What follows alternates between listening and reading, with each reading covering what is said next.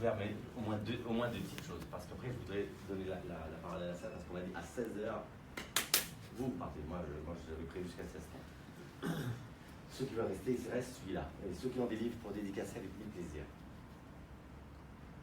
Je vais aborder la haine de soi en petite histoire et l'estime de soi en petite histoire. La haine de soi. La haine de soi. C'est un des cas, Dieu préserve, merci mon Dieu, je l'ai vu une seule fois dans ma vie depuis que j'exerce depuis des années. Le pire que j'ai jamais vu dans ma vie. J'ai reçu en thérapie une petite jeune, 16 ans, une beauté fulgurante. Quand je dis beauté, vous pouvez me croire. Grande beauté, magnifique. Une épave. Toxicomane drogue dure. Je ne parle pas de petit shit. Drogue dure. Prostituée. Elle a couché avec son beau-frère. Elle a fait divorcer ses parents. Une épave. Un des cas les plus durs que j'ai jamais eu. Il est le cas le plus qui me donnait envie de vomir.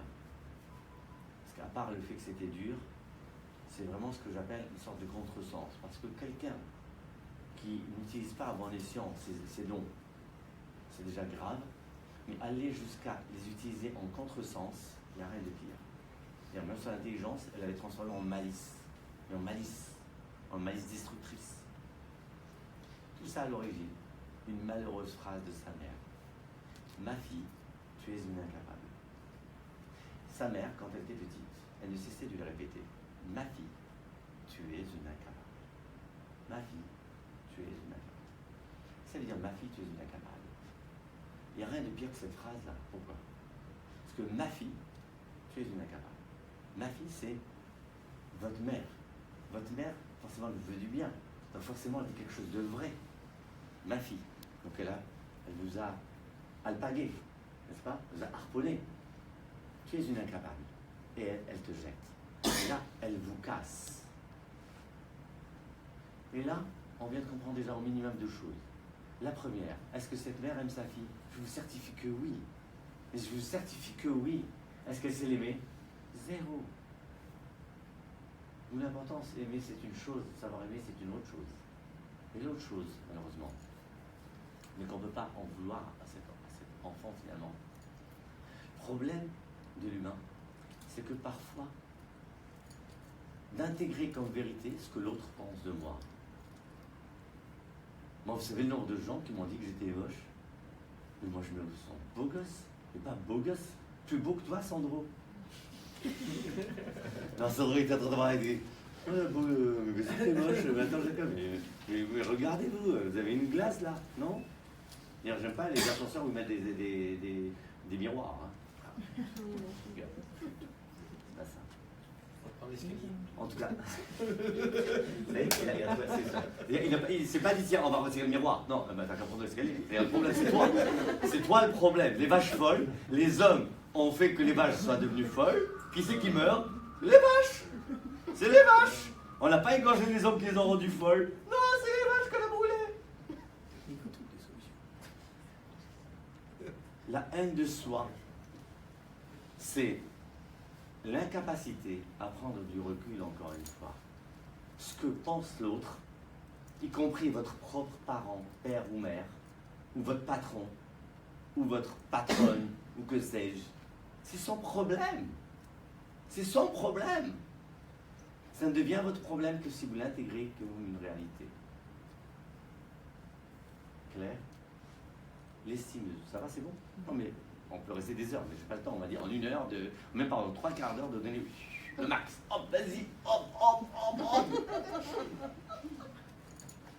L'estime de soi. Arrêtez de rire, ça fait grossir. Madame, regardez. Allô, madame, regardez. Ah, une fois, j'avais reçu. J'avais reçu une maman, mais vous savez, comme dans les films, genre. Où on emporte le vent. La blague, mais la blague. J'avais vraiment peur pour ma chaise. Comme ça. Je dis bonjour madame, oui. Sur votre téléphone, vous n'avez pas dit le thème de pourquoi vous me consultez. Le docteur, je voudrais perdre du poids. Je dis d'accord, vous voudriez être comment? Elle me regarde, elle me dit, je voudrais bien être comme vous. C'était ma patiente la plus drôle. Je la mettais toujours en fin de journée. C'était pour moi ma récréation de la journée. Je m'éclatais de rire avec elle. C'était toujours, mais hyper drôle. Hyper drôle. Je ne me rappelle pas à la fin est-ce qu'elle a réussi à perdre du poids ou pas. Mais en tout cas, je sais qu'elle a pas du poids. Vous savez, une fois dans une émission sur M6, j'avais dit, je préfère une grosse bien dans sa peau qu'une maigre mal dans sa peau. Parce qu'il y a une saloperie. Moi, si je pouvais, celui qui a inventé ça, si je pouvais le découper, et je rigole pas là par contre, mais en fines lamelles, vous savez, les saucissons, il y a ceux qui aiment les fines lamelles là-bas, en fines lamelles, celui qui a inventé la sleeve là, c'est une saloperie, une vraie saloperie. Est-ce que ça marche? Oui. Ah, les gens, mais ils sont en dépression grave, voire suicidaire. Et ça finit en drame très souvent. C'est une pourriture. Il faut le dire autour de vous et décourager les gens. Quelqu'un il veut mincir, c'est pas grave. Fais de la marche, il faut réapprendre à bien manger, etc. L'estime de soi, et après je suis obligé, je suis désolé, j'aurai pas le temps de la mise en bouche de tout, il y a les torts, mais j'espère quand même que vous avez lu ou que vous allez lire le livre. Moi, c'est mon meilleur livre, sincèrement. Et sincèrement, je suis quelqu'un, entre guillemets, de relativement honnête. Quand j'écris, c'est pas pour répéter quelque chose qui a déjà été dit, etc. C'est toujours des choses originales. Et c'est vraiment mon meilleur ouvrage. Sur mes 5 livres, c'est le meilleur. Et il est vraiment très riche. Il y a toujours des anecdotes, mais surtout un point de vue qui est assez original, une manière de faire assez différente. Un mot moi, c'est pas par rapport à moi. C'est par rapport aux années que j'ai travaillé. J'ai reçu beaucoup de personnes, par exemple, de etc. Je peux me targuer, merci mon Dieu, que j'ai eu 0 suicide. J'ai jamais perdu aucun patient, aucune patiente. 0. Ça, c'est extraordinaire. J'hospitalise jamais hospitalisé. Là, je préfère voir un patient, une patiente 5 fois par semaine, ne pas l'hospitaliser. L'hôpital, il rentre mal, il ressort explosé. Médicaments, maximum 5% de mes patients prennent médicaments. Jamais je prescris de médicaments. Donc c'est par rapport à ça. C'est pour dire que la manière de voir les choses doit changer complètement notre vie. Une histoire, et après j'aimerais bien intervenir. Non, après le débat, avec votre permission. Pardon. L'histoire. Je reçois en thérapie justement un patient qui était dépressif. Mais voilà, je le recevais, mais il m'a surpris par sa question, laquelle, dès le début de l'entretien, et ça m'a vraiment mis mal à l'aise, dès le début de l'entretien, il me dit, docteur, c'est vrai, je vais vous dire, je ne vais pas bien du tout, je ne sers à rien. Et il avait dit sur un ton qui m'a bien fait comprendre, Jacob, ou bien tu donnes maintenant une réponse, ou bien je cède, salut la compagnie. Et vous savez, merci mon Dieu, je vous ai dit que je suis content parmi les nombreux cadeaux que le patron là-bas m'a donné.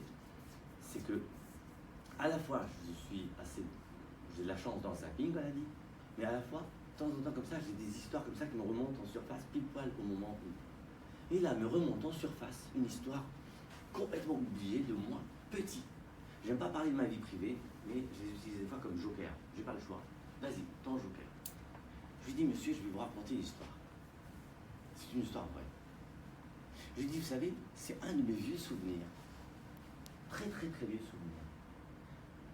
Je suis entre une excursion en famille et avec les cousins, on a grimpé une montagne.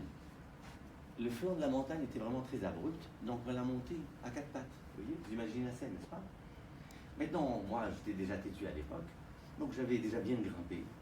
Et entre guillemets, j'étais premier. Mais quand je me suis retourné, j'ai vu qu'il y avait plus mes cousins. Et j'étais très petit. Donc j'ai pris peur. Donc j'ai décidé de revenir, donc de descendre la montagne. Mais je n'étais pas complètement intelligent. Au lieu de redescendre comme je suis monté, c'était à 4 pattes à reculons, je me suis retourné pour descendre comme ça, face. Et en fait, vous savez très bien, quand vous êtes sur une pente, vous vous retrouvez en train de courir. Vous n'arrivez pas à marcher. Vous arrivez à imaginer la scène? Et donc je me retrouve en train de courir. Jusque-là, ça va.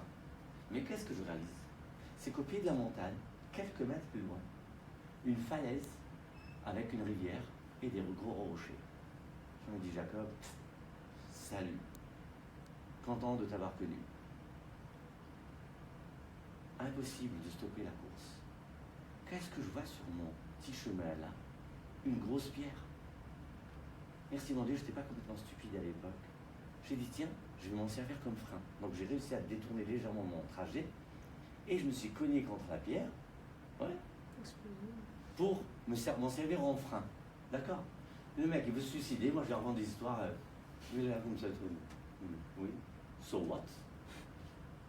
What do you expect? Alors j'ai dit, monsieur, dites-moi, cette pierre-là, si je la fais parler, elle était là en pleine cambrousse, en pleine dépression. Elle se disait, je ne sers à rien. Parce qu'il y a des pierres, elles servent pour construire l'hôtel Mercure. Il y a des pierres qui servent pour des sculptures. Il y a des pierres qui servent pied de table. Et des pierres qui servent pour bloquer la porte. Elles servent à quelque chose. Moi, je suis là en pleine cambrouche, je ne sers strictement à rien. Je suis complètement inutile. Et même pire, une fois qu'elle m'a vu tomber, elle dit, c'est pareil que je suis inutile, même pire que ça, regarde, à cause de moi, il y a un gosse qui vient de tomber. Et regarde, il s'est écorché le genou, il a le genou en sang, à cause de moi. Oh, le hamar. Hamar, c'est, en suédois, c'est l'âne.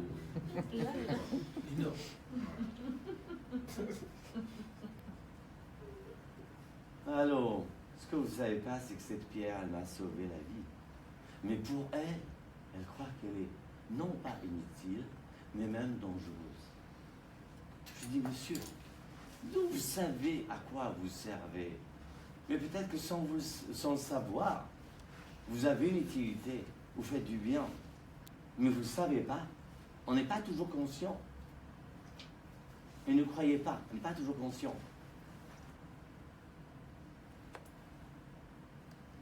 Même si j'ai pas le temps, je vais vous raconter une anecdote. Non, je ne peux pas voir. Pourquoi? Elle est trop intime. Ah. Non, ça. Mais en tout cas, juste sans rentrer dans l'intimité, j'avais un pote qui à un moment m'emmenait au tennis. Il vient me chercher régulièrement, une fois par semaine, pour aller jouer au tennis. Et pour lui, dans sa tête, il me faisait plaisir, il m'emmenait au tennis. Et ce qu'il ne savait pas, c'est que ça me faisait énormément de bien, cette histoire de jouer au tennis. Parce que quand vous voulez aider quelqu'un, vous pouvez l'aider des fois par la parole, mais des fois parce que vous lui avez offert un livre, un chocolat, un gâteau, vous l'avez emmené au tennis, vous l'avez emmené au cinéma, au resto, même si vous n'avez pas parlé. Ah ben, c'était quelque chose de positif, c'était quelque chose qui lui a fait du bien. Mais lui, il n'est pas forcément conscient qu'il a fait du bien. Vous comprenez cette idée-là? Ça lui est. Voilà, j'aimerais bien avoir des retours de votre part. Si vous avez une question, mais par pitié, humblement, et ça je suis obligé de le dire, pas par prétention, mais juste pour que vous compreniez comment ça marche. J'étais premier en classe, vous savez pourquoi? Quel est le secret? Parce que je posais des questions bêtes. Je n'ai jamais eu honte de poser une question et de dire « Madame, monsieur, je ne comprends pas. Et pourquoi ?» Il y a des profs qui se sont foutus de ma gueule. Je m'en fous, j'étais premier. Et puis il y a des fois qui se sont foutus de ma gueule et qu'après ça s'est avéré que c'était vrai. En médecine, j'avais dit que le mental pouvait interférer sur les cellules. En première année de médecine, le prof de médecine s'était foutu de ma gueule. Aujourd'hui, c'est prouvé que la personne peut créer des cellules tueuses. Donc n'ayez pas honte de poser des questions. Ce n'est pas forcément des questions. Invitez-moi, on a un petit quart d'heure, des thèmes. Ou alors on va ouvrir au hasard le livre. Allez-y. Monsieur, s'il vous plaît. Vous qui êtes spécialiste de la mise en bouche. La bouffe, mesdames, vous savez que c'est quelque chose d'extraordinaire. La télé, c'est pas toujours politique, mais au moins, il faut reconnaître ces derniers temps. Le fait qu'ils aient remis au goût du jour un dîner presque parfait, etc., ils ont décomplexé les femmes. Et les hommes aussi cuisinent, les hommes à la base, plutôt les femmes. Oh là là, elle va crever le clé de la voiture. Fume dans le taxi, pas les La bouffe, c'est pas uniquement de la bouffe, c'est aussi un support d'amour.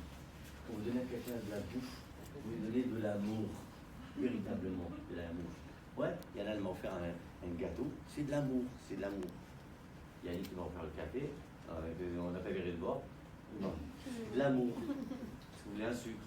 Enfin, par contre, je n'ai pas aimé, il m'a donné dans un gobelet. Moi, je le trouve toujours dans une tasse, toujours. Dans une tasse, je suis désolé. Même d'abord parce que le goût est différent, mais aussi par souci, entre guillemets. Ces derniers temps, je suis un peu écolo, je ne supporte plus les gobelets, les trucs comme ça. Je suis désolé. Il vaut mieux prendre des verres. J'ai vu par contre les verres pour boire, vous allez voir que c'est des vrais verres. Il n'a pas mis des verres en plastique. Et ça, c'est top. Voilà. Jeune homme, s'il vous plaît, racontez-nous un petit truc, un petit thème, s'il vous plaît. Un petit thème, n'importe quoi. Une question que vous avez en cuisine, avec un client, avec une cliente, avec Yannick, vous voulez une augmentation.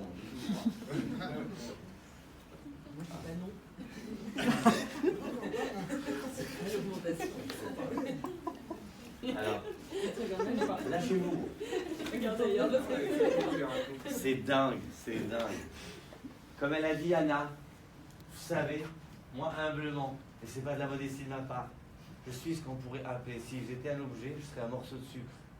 Un morceau de sucre, c'est tout petit, et ça peut changer le goût d'une boisson. Des fois, je vous certifie que c'est authentique.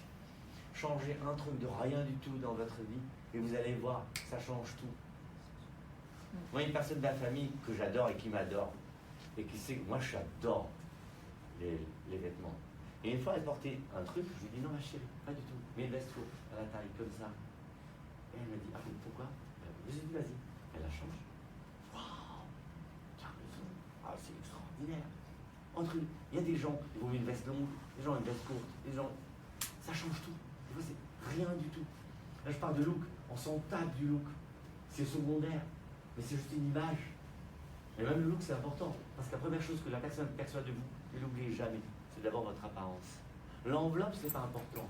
Mais si l'enveloppe, elle rebute, la personne n'aura pas envie de l'ouvrir. Quand je vais dire, par exemple, madame, comment elle est maquillée, elle n'est pas trop maquillée, juste ce petit rouge à lèvres comme ça, ses cheveux comme ça, c'est joli, c'est sympa. Vous voyez ce que je veux dire? Très agréable. Mais c'est vrai, vous changez 3 fois rien. C'est pas très compliqué, vous savez.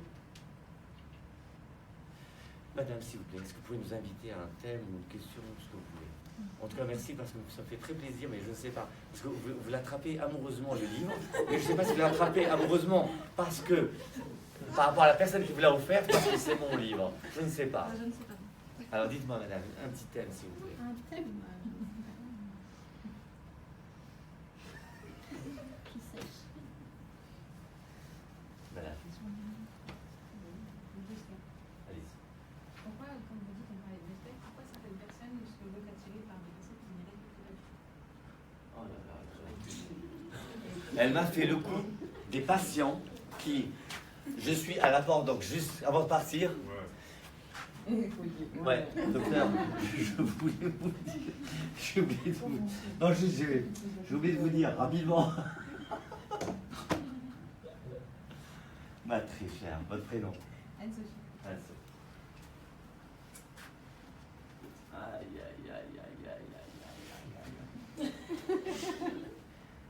Il ne me faudrait pas 3 quarts d'heure, ni 1 heure, ni 2 heures, ni 3 heures, ni 4 heures, beaucoup plus. Et je vais essayer d'être le plus bref possible. Mais malheureusement, ne croyez pas, je plaisante, mais je plaisante pas vraiment. Elle a posé la question la plus importante finalement de toute notre réunion, quelque part.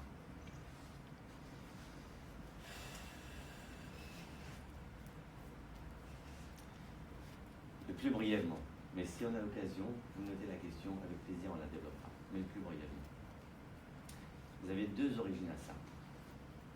Les filles, déjà, vous êtes des débiles. J'ai pas d'autre mot, je suis désolé. Je vais vous dire pourquoi. J'étais une fois, il y a vraiment la même chose, un vieux souvenir, et je suis avec un pote à moi, tiens, avec qui il était dans le dîner d'hier, et le couple de mariés rentre, c'est dans un mariage, et il se tourne vers moi et me dit, Jacob, s'il te plaît, tu peux m'expliquer pourquoi Dieu, dans sa grande sagesse, qu'est-ce qu'il mélange un garçon et une fille qui n'ont rien à voir? Je lui dis parce qu'à la base, la fille, elle était supposée, quand elle est avec un mec tordu, elle est supposée l'élever. Mais le problème, c'est pas qu'elle n'arrive pas à l'élever, c'est lui qui arrive à la tirer vers le bas et l'exploser, sa race. Parce qu'il y a des femmes, quand j'ai dit qu'elles sont débiles, il y a des femmes, elles en ont fait un art. C'est-à-dire, elles te prennent l'homosexuel, non, elle va te le rendre hétérosexuel.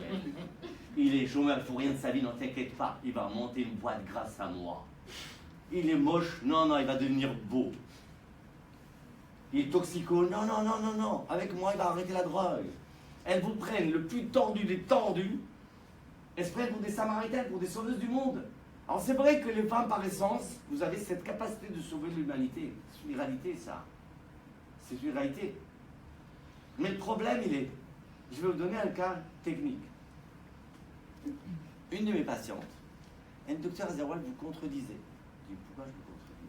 Elle me dit, parce que là, vous me dites d'aider ma copine, et je me souviens, il y a quelques mois, pour une autre copine, vous m'avez dit, ma chère, si vous pouvez lever le pied. Alors, il faut aider, il faut lever le pied. Je dis non. Je vais vous expliquer comment ça marche. Je dis, moi je suis de la génération où dans tous les films, c'est-à-dire aujourd'hui dans tous les films, quels qu'ils soient, même la liste de Schindler, c'est sûr, soit dans un grand, il faut une scène érotique. Forcément, obligé, obligé. Une pub, il faut un truc à... Ah ouais, moi j'aime Fiat. Mais dis-moi, qu'est-ce que tu vas faire la Fiat avec... Rien, il faut une scène érotique. Moi je suis de la génération, c'est pas scène érotique, c'est les salles mouvements. Toujours des salles mouvements. On avait, moi, dans mon souvenir, je me souviens qu'il y avait des salles mouvements partout. Tous les films, il y avait des salles mouvements. Tout le temps. Vous savez même pas ce que c'est un salle mouvement? Ah, d'accord. Toujours des salles... Ah, d'accord. Vous êtes vieilli. Non, ça, je rigole. Il y avait toujours, en tout cas, c'est pas toujours, mais presque, vous avez compris ce que je veux dire. Alors, je suis d'origine, je suis juif, mais marocain. Donc les Marocains, quand ils sont 10, ils étaient 100, ils étaient 1000. On exagère beaucoup, c'est pas? Revenons donc au salles mouvement. Les salles mouvement. Le réflexe, c'est quand vous voyez quelqu'un en train de s'enfoncer dans un mouvement, la première réaction que vous voulez, c'est mais vas-y, sors-le.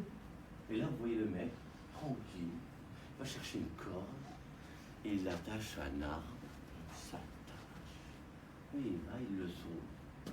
Et toi, tu te dis, mais vas-y, saute, il va pas. Mais non.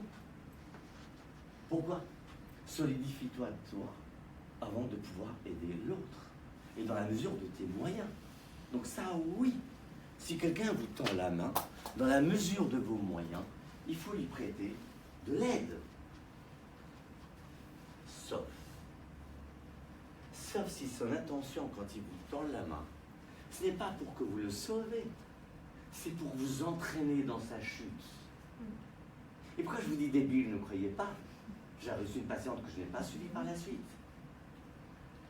Elle est venue, deuxième séance, qu'est-ce qu'elle m'annonce? Elle a démissionné. Ah oui? Ça se passait pas bien dans le travail? Non? Pourquoi? Parce que mon mec m'a dit que ça ne se fait pas que lui il soit au chômage et que moi j'ai du travail. Et vous l'écoutez? Je l'aime. Et qui a dit que aimer c'est être au chômage au même niveau?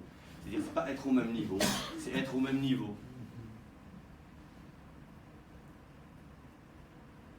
Donc ça, malheureusement, vous avez une âme de Samaritaine. Mettez-la au vestiaire. Si possible, égarez le ticket.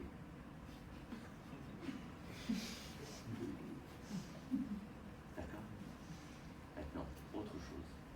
Il est que malheureusement, j'ai parlé de l'autre, la petite jeune, qui s'est détruite et détruit tout autour d'elle. Mais malheureusement, parfois, c'est justement ce que j'ai voulu un peu parler tout à l'heure, la fameuse haine de soi. La haine de soi, elle peut se manifester par ce que j'ai dit, la drogue, etc. Mais c'est une mise en échec. Et une mise en échec, elle peut se faire de plusieurs manières. Elle peut se faire de manière affective. C'est-à-dire que la personne, elle va se débrouiller pour se mettre en échec affectif. Comment? En se mettant toujours dans des plans où elle tombe sur des tordus. Là, il ne me reste plus qu'une minute. Il me la reste là, mais je la raconte quand même. Yannick, je prends le temps. Je raconte une anecdote. J'ai une patiente, elle commence l'entretien. Non, j'essaie là, par contre.